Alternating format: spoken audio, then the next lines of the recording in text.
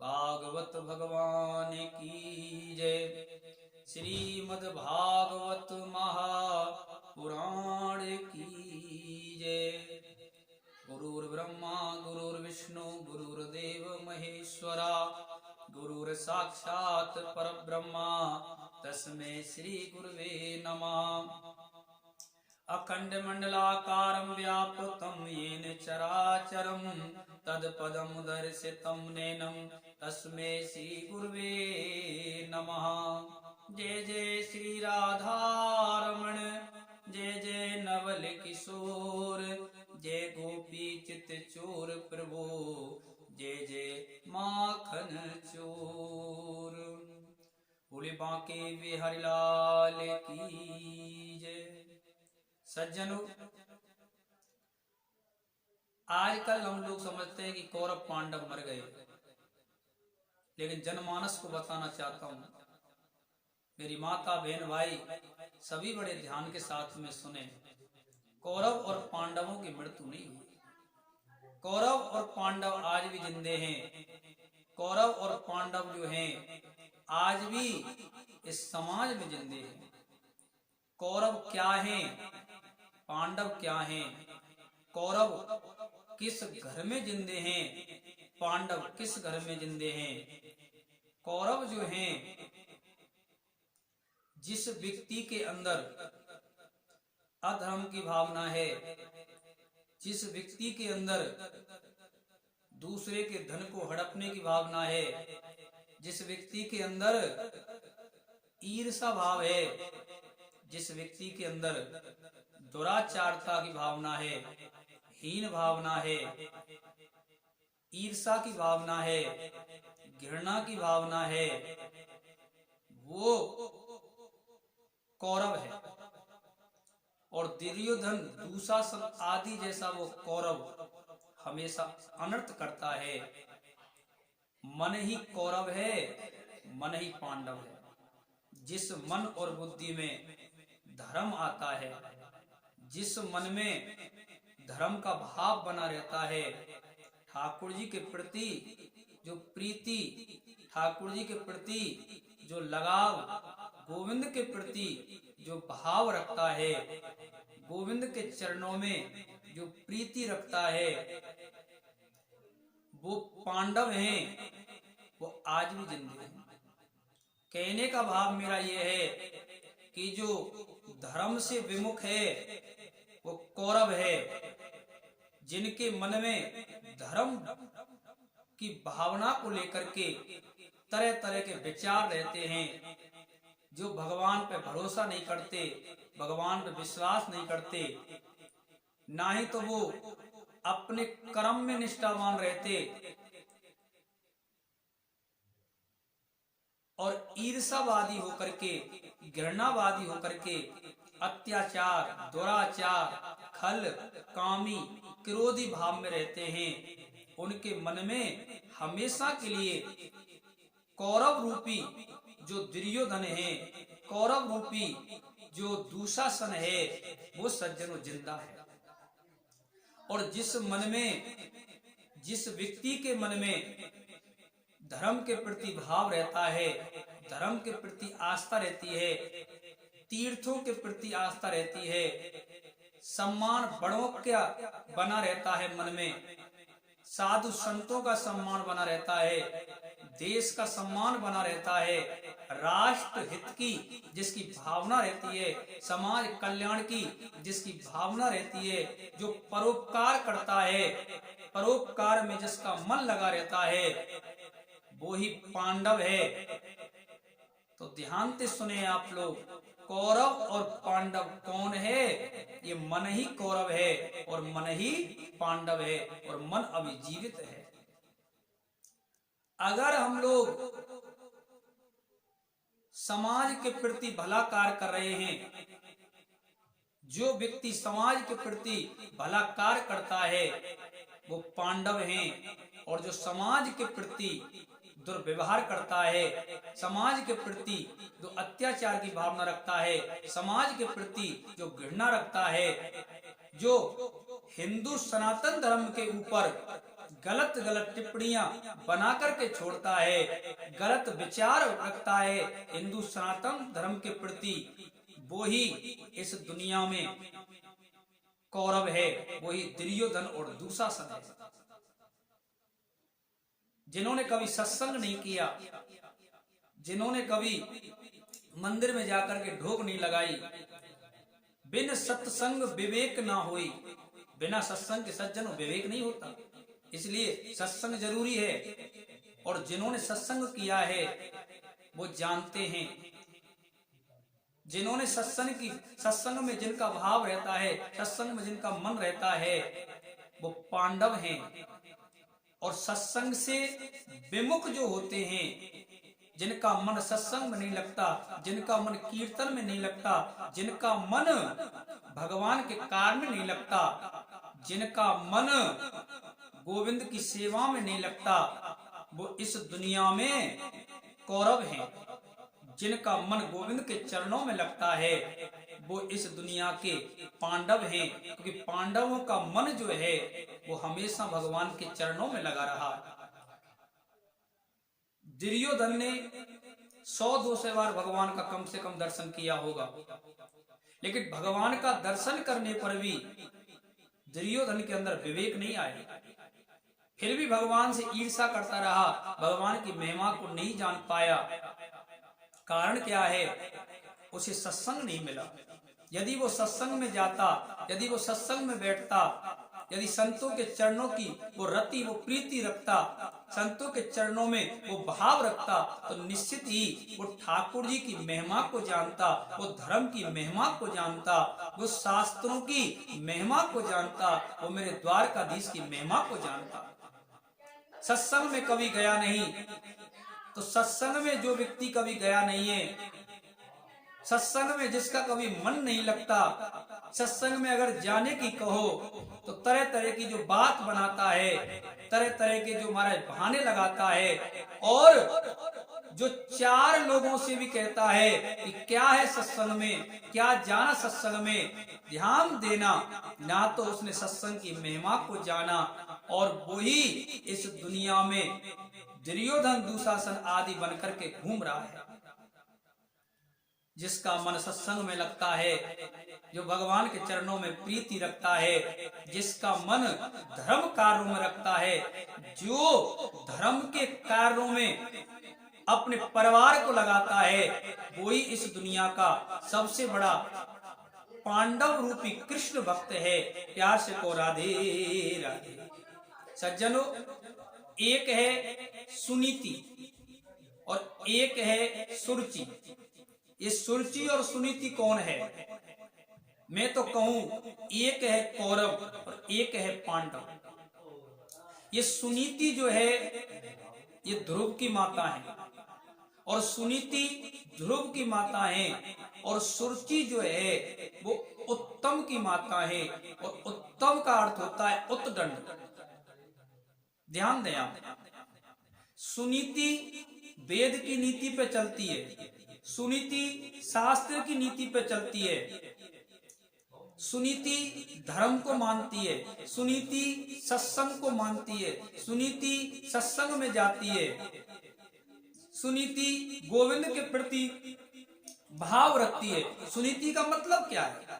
कि सृष्टु नीतिर्यस्य सः सुनीति, जो हमेशा शास्त्र की नीति पे चले उसे सुनीति कहते हैं। आज की माता बहन अपना जीवन सुनीति में कम बिता रही हैं, सुरुचि में ज्यादा बिता रही हैं। सुरुचि का अर्थ क्या है? सुरुचि का अर्थ है स्वायस सुरुचिर यस सा सुरुचि, जो अपनी मर्जी से जो मन में आए वो करे, वो सुरुचि है। जो मन में आया, चाहे वो गलत है चाहे वो सही है, बस वो ही कर बैठी, उसे सुरुचि कहते हैं। सुनीति का अर्थ है जो वेद की नीति पे चलती है, जो शास्त्र की नीति पे चलती है, जो भगवान के किए हुए मार्ग को, मेरे गोविंद के किए हुए मार्ग को जो अपनाती है, वो सज्जनों सुनीति है। और सुनीति का अर्थ सुन लीजिए। सुनीति का अर्थ है जो वेद की नीति पे चले, जो शास्त्र की नीति पे चले। और सुरुचि का अर्थ है जो अपने मन की रुचि से चले। सुनीति के मन पे सुनीति को जीवन में अपनाओगे तो घर अयोध्या बन जाएगा। सुनीति का मतलब है जो शास्त्र की नीति पे चले। सुरुचि का मतलब है जो अपनी नीति पे चले। अब ध्यान से सुने आप लोग। सुनीति बनकर के घर में रहोगे, सुनीति बनकर के अपना जीवन आगे बढ़ाओगे, समाज में इज्जत मिलेगी, समाज में पद मिलेगा, समाज में प्रतिष्ठा मिलेगी। आपके बाल गोपाल जो है वो ध्रुव जैसा बालक बनकर के आएंगे, ध्रुव जैसा बालक बनेंगे।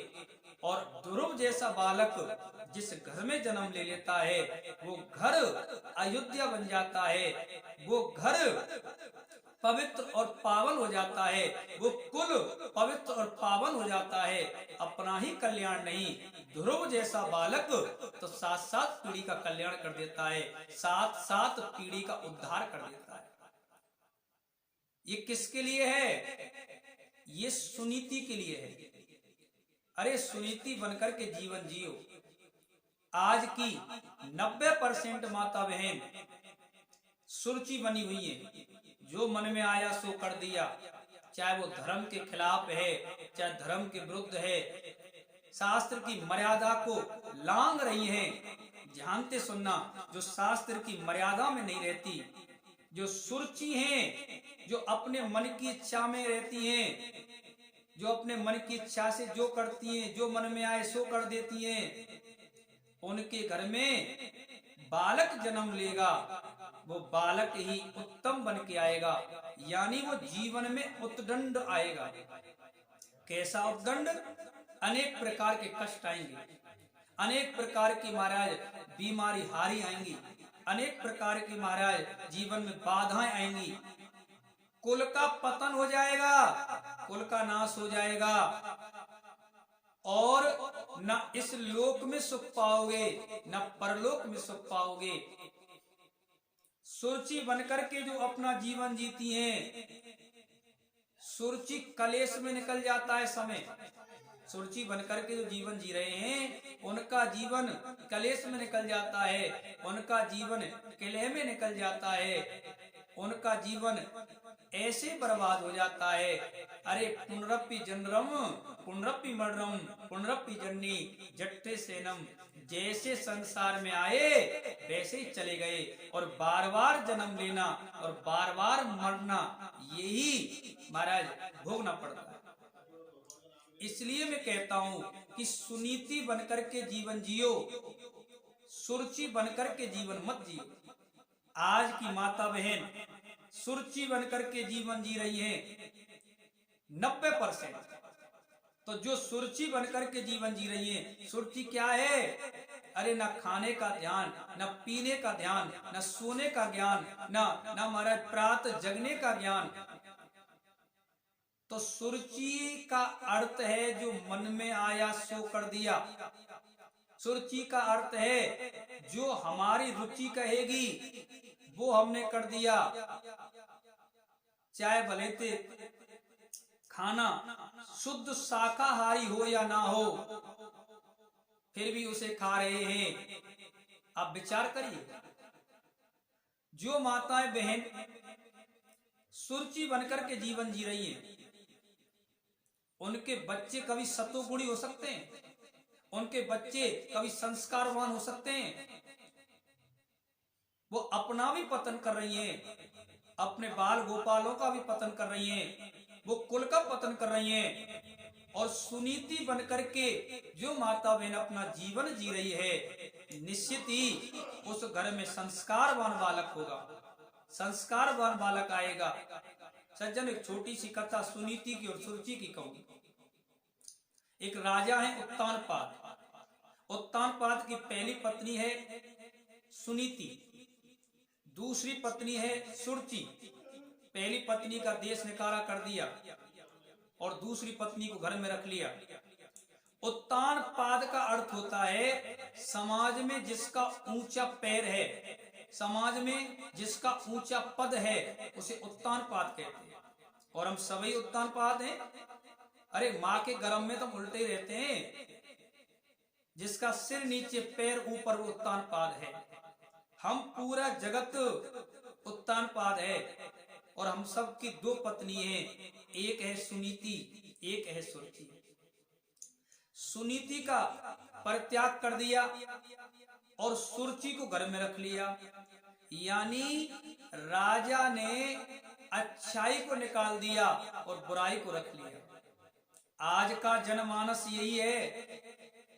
आज का प्राणी बिना विचार किए कार्य कर रहा है। वो अच्छाई को जीवन में कम अपना रहा है और बुराई के पीछे भाग रहा है। सज्जन एक बात ध्यान देना, सत्य जो है उसकी जीत होती है। आप कहोगे महाराज सत्य तो परेशान है। सत्य इसलिए परेशान है क्योंकि सत्य अकेला खड़ा है और उस असत्य के पीछे हजारों मूर्ख खड़े हैं और मूर्खों को समझाने में समय लगता है। लेकिन सत्य की विजय है, सत्य की जीत है। तो अच्छाई को उत्तान पाद ने बाहर निकाल दिया। अपने सावती जैसी पत्नी सुनीति, जो वेद शास्त्रों को मानने वाली है, जो धर्म को मानने वाली है, जो भगवान के चरणों में प्रणाम करके गोविंद के प्रति जो भाव रखती है, उसे तो निकाल दिया। जो लोग अच्छाई को जीवन से निकाल देते हैं और बुराई को अपना लेते हैं, ये सुरुचि कौन है? ये बुराई है। जो मन में आया सो कर दिया, जो इंद्रियों ने कहा वो कर दिया, गलत और सही का जो विचार नहीं करते, बुराई को जीवन में अपना लिया। उत्तान पाद ने बुराई को अपनाया। सुनीति जो थी वो गर्भवती थी, संतों का सत्संग करती थी, महात्माओं का सत्संग करती थी। उसके जो कर्म हैं वो सत्वगुणी कर्म है। सुनीति के जो कर्म हैं वो सत्वगुणी कर्म है। सुनीति के जो कर्म हैं वो अच्छे कर्म हैं। अच्छा कर्म क्या है? भगवान के चरणों में प्रीति का होना, संतों का सत्संग सुनना, गोविंद की पूजा करना और अच्छे भाव में, अच्छे रूप में अपने कर्म का निर्वहन करना। सुरुचि कौन है? जो बुराई को राजा ने अपने पास में रखा है। जब मन चाहा तब सो गए, जब मन चाहा तब खड़े हो गए। ना कोई खाने का समय, ना कोई पीने का समय, ना किसी दिशा का ज्ञान। आज की जनमानस में लोग भोजन करने की दिशा भूल चुके हैं। 95% लोग ये नहीं जानते कि किस दिशा में बैठ करके भोजन करना चाहिए, क्योंकि वो रुचि उनके अंदर आई हुई है। रुचि का मतलब उन्होंने बुराई को अपना रखा है। वो अच्छाई को अपने जीवन में उतारना नहीं चाहते। अच्छाई क्या है? अरे सत्संग ही अच्छाई है, संतों का संग ही अच्छाई है, शास्त्र पढ़ना ही अच्छाई है, धर्म के प्रति भाव रखना ही अच्छाई है, समाज का कल्याण करना यही अच्छाई है। और सुनीति के यहाँ पर एक बालक ने जन्म लिया, उसका नाम है ध्रुव। ध्रुव जो है वो माँ के साथ में रहता है। इधर सुरुचि के यहाँ एक बालक ने जन्म लिया, उसका नाम है उत्तम। अब आप विचार करें, वो राजा का पुत्र है दोनों ही राजा के पुत्र। ध्रुव भी राजा उत्तान पाद का ही पुत्र है। सुरुचि के जो हुआ है वो भी उत्तान पाद का पुत्र है। लेकिन एक भगवान का भक्त बना और एक भगवान से बैर करने वाले। कारण क्या है? समाज में दोनों बालक रह रहे हैं, समाज में दोनों बालक आए हैं, फिर भी क्या कारण है? वो ही गर्भ, केवल माओ में अंतर है। आए तो उसी गर्भ से है ना, आए सब ठाकुर जी के पास से ही है ना। अब एक जो है वो महाराज उद्दंड मचाता है और एक भगवान का भजन करता है। कारण है केवल और केवल वो माँ, एक की माँ है, वो भगवान के सत्संग में रहती है, गोविंद के सत्संग में रहती है। और एक जो सुरुचि रूपी माँ है वो अपने मन की रुचि में रहती है, उसे कोई ज्ञान कोई बोध नहीं है, वो धर्म के प्रति आस्था नहीं रखती, वो धर्म के प्रति श्रद्धा नहीं रखती। ध्यान देना, उद्दंड ने कुल को डुबो दिया। जो सुरुचि के हुआ है और सुनीति के जो पुत्र हुआ है ध्रुव, उसने कुल का उद्धार कर दिया, कुल का उद्धार कर दिया। अरे पुत्रवती युवती जग सोई, रघुपति भगति जासु सुत होई। वही माँ वास्तव में पुत्रवती है, वही माँ वास्तव में पुत्रवती है। सबसे बड़ी पुत्रवती कहलाने की अधिकारिणी है जिसका पुत्र रघुपति राघवेंद्र गोविंद के चरणों में प्रेम करता है। पुत्रवती माँ कौन है? अरे पुत्रवती माँ तो वही है। सौभाग्यवती माँ कौन है? सौभाग्यवती माता तो वो है जिसका पुत्र भगवान के चरणों में, रघुपति राघव के चरणों में जो प्रेम करता है, जो प्रेम करता है, वो ही माँ पुत्रवतु है, पुत्रवती है। और ध्यान देना, जिसका पुत्र भगवान के चरणों से दूर है, राष्ट्र की सेवा से दूर है, जो गोविंद के चरणों से दूर है, जो माँ और पिता की सेवा से दूर है, जो माता और पिता को गाली देता है, जो बड़े और बूढ़ों को गाली देता है, जो किसी का कहना नहीं मानता, वो कौन है? वो ही कौरव रूपी सज्जनों दुर्योधन है। क्योंकि कमी उस बालक की तो होगी या ना होगी, लेकिन उससे पहले तो उस माँ की कमी है, क्योंकि माँ ने संस्कार नहीं डाले। जितना जरूरी आज के युग में, आज के समय में पढ़ाई है, उतना ही जरूरी आज के युग में संस्कार है। संस्कार है फूल, पढ़ाई है मूल। या फिर ऐसे समझें आप, संस्कार और पढ़ाई, मानो खूब बच्चा पढ़ लिया लिख लिया, खूब उसने डिग्री प्राप्त कर ली, लेकिन उसमें संस्कार ही नहीं है, तो पढ़ाई किस काम की? किसी काम की पढ़ाई नहीं। मैं एक कथा सुनाता हूं आपको। 3 माताएं जल भरने के लिए कुआं पे गई। तीनों माताएं अपने अपने पुत्रों की बड़ाई कर रही थी। तो एक पढ़ा लिखा बच्चा आता है और अपनी माँ को प्रणाम करता है, माता प्रणाम, दूर से प्रणाम किया।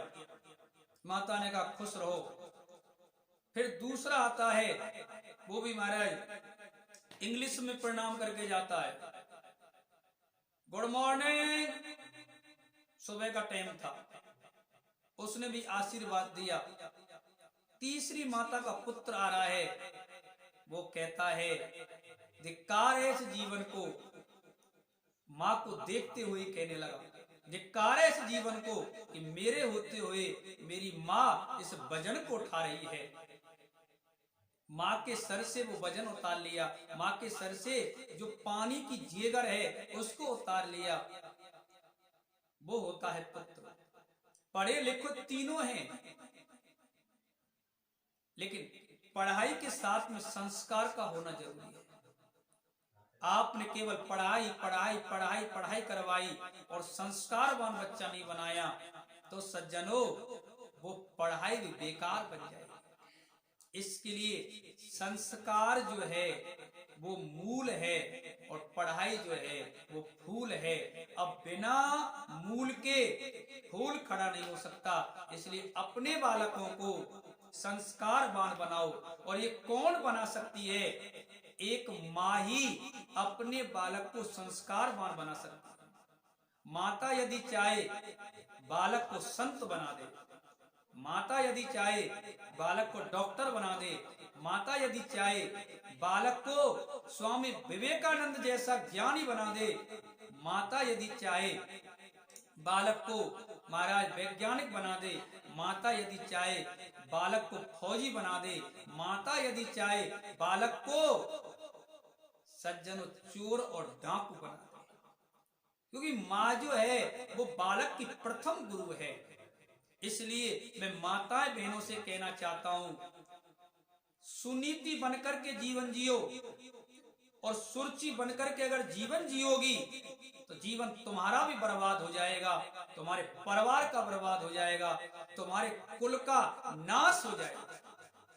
इसलिए सुरुचि बनकर के जीवन नहीं जीना, सुनीति बनकर के जीवन जीना है। और जो माँ सुनीति बनकर के जीवन जीती है, जो जिएगी उसके जीवन में सुख समृद्धि यश बल और कीर्ति, और उसका परिवार जो है सदैव प्रसन्न रहेगा, क्योंकि उसके घर में एक ध्रुव जैसा बालक जन्म लेगा जो परिवार को पावन और पवित्र कर देगा। प्यार से को राधे राधे।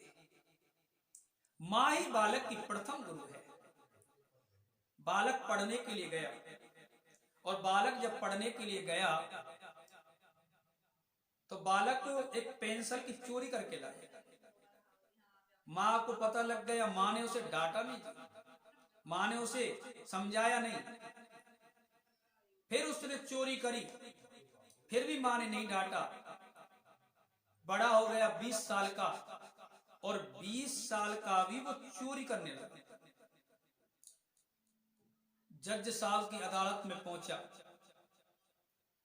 और जब कटघरे में खड़ा था, जज साहब ने उसको फांसी की सजा सुनाई। फांसी से पहले उसकी इच्छा पूछी गई, तुम्हारी इच्छा क्या है? उसने कहा, मैं माँ से मिलना चाहता हूँ। माँ मिलने के लिए आई, और माँ जैसे ही सामने गई उसके गाल पे चांटा मारा। कहा, तू मेरा बेटा नहीं, तूने ऐसा घिनौना कार्य किया है जो तुझे फांसी की सजा मिल रही है। बालक ने कहा, यदि यही चांटा तुम 20 साल पहले मार देती तो आज फांसी के फंदे पे नहीं झूलता, आज तुम्हारी गोद में खेलता, आज मैं घर में रहता, इस कारागृह में नहीं पड़ा रहता। तो ध्यान दें आप लोग, माँ ही बालक की गुरु है। माँ यदि चाहे तो बालक को चोर बना दे, और माँ यदि चाहे तो बालक को डॉक्टर बना दे, माँ यदि चाहे बालक को संत और महाराज विद्वान महापुरुष बना दे। अर पुत्रवती युवती जग सोई, रघुपत भगति जासु सुत होई। वास्तव में वो ही माँ सबसे बड़ी पुत्रवतु है, पुत्रवती है।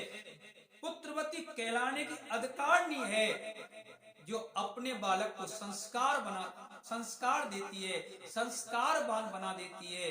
वो ही माँ सबसे बड़ी माँ है, और वो ही पुत्रवती कहलाने की अधिकारिणी है। प्यार से को राधे राधे।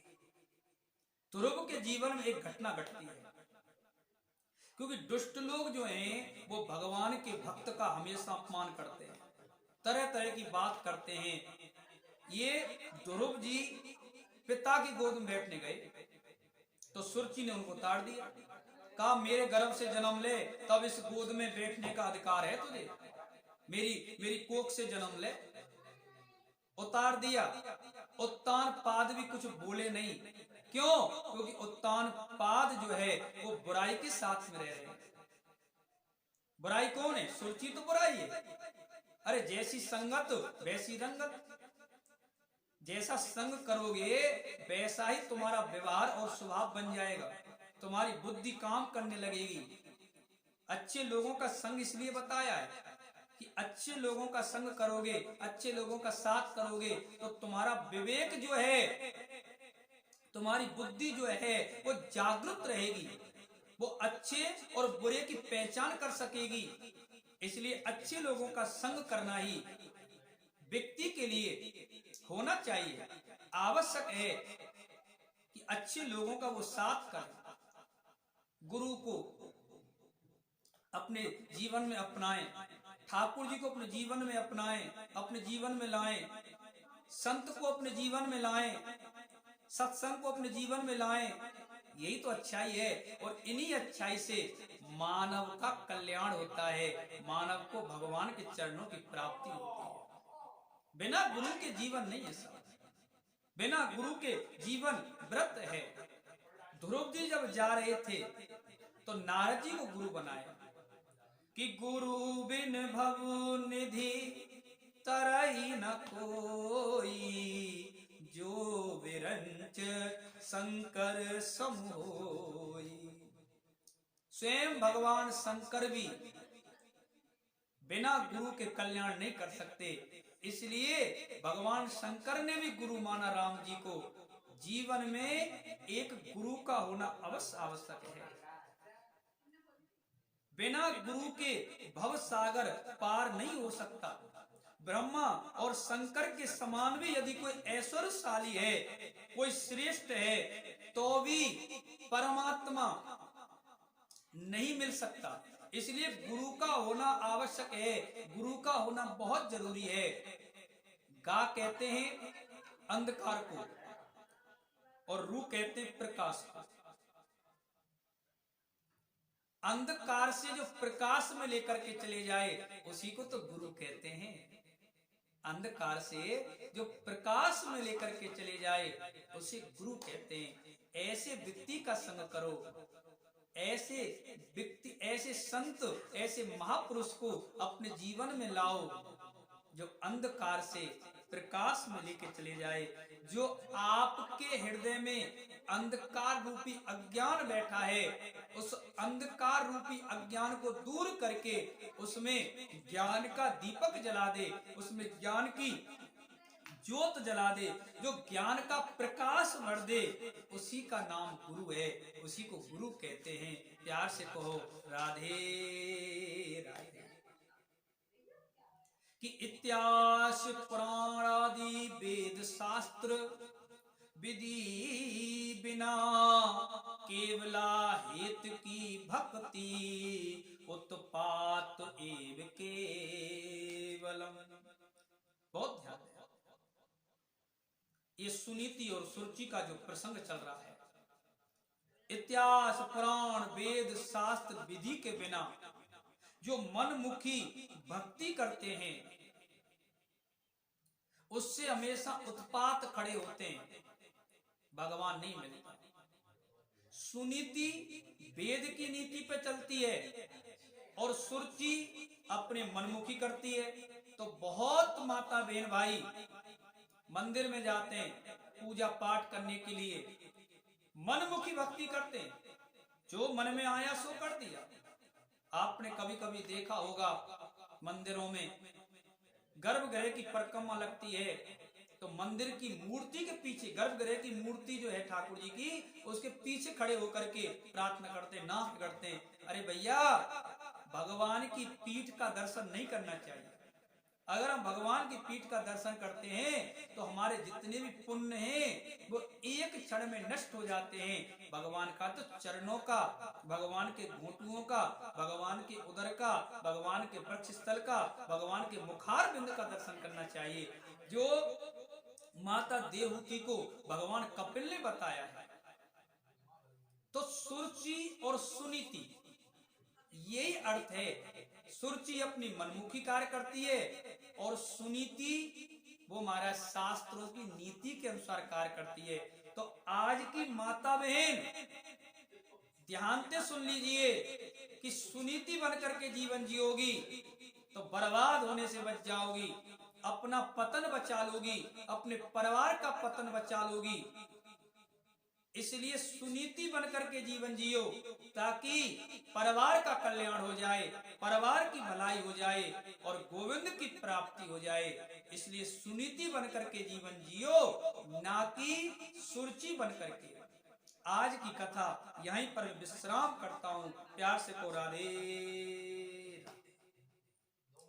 आप और आपका परिवार सदैव के लिए प्रसन्न रहे, सदैव के लिए खुश रहे, मैं यही मनोकामना करता हूँ। बोल बांके बिहारी लाल।